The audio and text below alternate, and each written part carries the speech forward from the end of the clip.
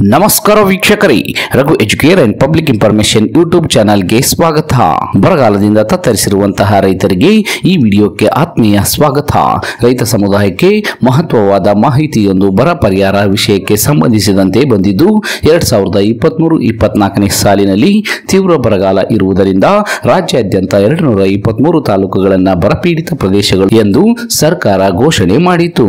ಬರಪೀಡಿತ ಪ್ರದೇಶಗಳಿಗೆ ಕೇಂದ್ರ ಸರ್ಕಾರದ ಅಧಿಕಾರಿಗಳು ಸಹ ಬಂದು ಬರ ಅಧ್ಯಯನ ಮಾಡಿ ಸಮೀಕ್ಷಾ ವರದಿಯನ್ನ ನೀಡಿದ್ದರು. ಬರ ಸಮೀಕ್ಷೆ ವರದಿಯನ್ನ ಕೇಂದ್ರ ಸರ್ಕಾರಕ್ಕೆ ಸಲ್ಲಿಸಿದ್ದರೂ ಸಹ ಇಲ್ಲಿಯವರೆಗೂ ಕೇಂದ್ರದ NDRF ನಿಧಿಯಿಂದ ಬರ ಪರಿಹಾರ ಹಣ ಬಂದಿರುವುದಿಲ್ಲ. ಇನ್ನು ರಾಜ್ಯ ಸರ್ಕಾರದಿಂದ ರಾಜ್ಯದ ರೈತರಿಗೆ ಕೇವಲ 2,000 ರೂಪಾಯಿಗಳನ್ನು ಬರ ಪರಿಹಾರ ಹಣದ ಮೊದಲ ಕಂತಿನ ಹಣವಾಗಿ ವರ್ಗಾವಣೆ ಮಾಡಲಾಗಿದೆ. ಕೇಂದ್ರ ಸರ್ಕಾರವು ಇನ್ನೂ ಬರ ಪರಿಹಾರ ನೀಡದಿರುವುದು ರೈತರನ್ನ ಸಂಕಷ್ಟಕ್ಕೆ ಸಿಲುಕಿಸಿದೆ. ಕೇಂದ್ರ ಸರ್ಕಾರ ಬರ ಪರಿಹಾರ ಹಣ ಬಿಡುಗಡೆಯಾದರೆ ರೈತರಿಗೆ ಒಂದಿಷ್ಟು ಅನುಕೂಲವಾಗಲಿದೆ. ಆದರೆ ಕೇಂದ್ರ ಸರ್ಕಾರವು ಇಲ್ಲಿಯವರೆಗೂ ಬರ ಪರಿಹಾರ ಹಣವನ್ನ ನೀಡಿಲ್ಲ. ಹೀಗಾಗಿ ರೈತರು ಈಗಾಗಲೇ ಸಂಕಷ್ಟದಲ್ಲಿದ್ದು ಮತ್ತಷ್ಟು ಸಂಕಷ್ಟಕ್ಕೆ ಸಿಲುಕಿದ್ದಾರೆ.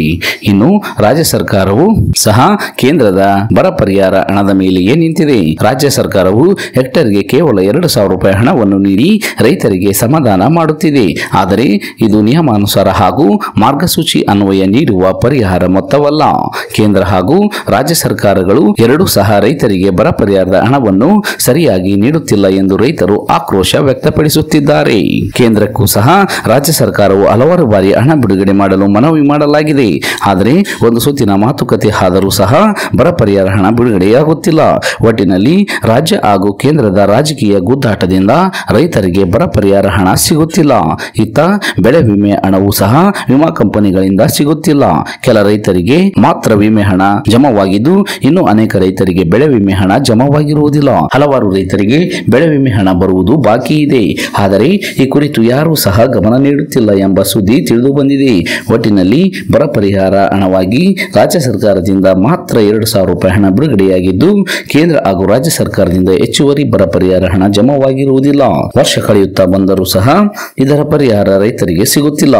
ಇದಿಷ್ಟು ಇವತ್ತಿನ ಪ್ರಮುಖ ಮಾಹಿತಿಯಾಗಿದ್ದು ಆದಷ್ಟು ಈ ಮಾಹಿತಿಯನ್ನ ಎಲ್ಲಾ ರೈತ ಬಾಂಧವರಿಗೆ ತಲುಪುವವರೆಗೂ ತಪ್ಪದೇ ಶೇರ್ ಮಾಡಿ. ಈ ವಿಡಿಯೋವನ್ನು ಕೊನೆವರೆಗೂ ನೋಡಿದ್ದಕ್ಕೆ ಧನ್ಯವಾದಗಳು. Thanks for watching this video. Please subscribe for more videos. If you like this video, click the like buttons and give your comments.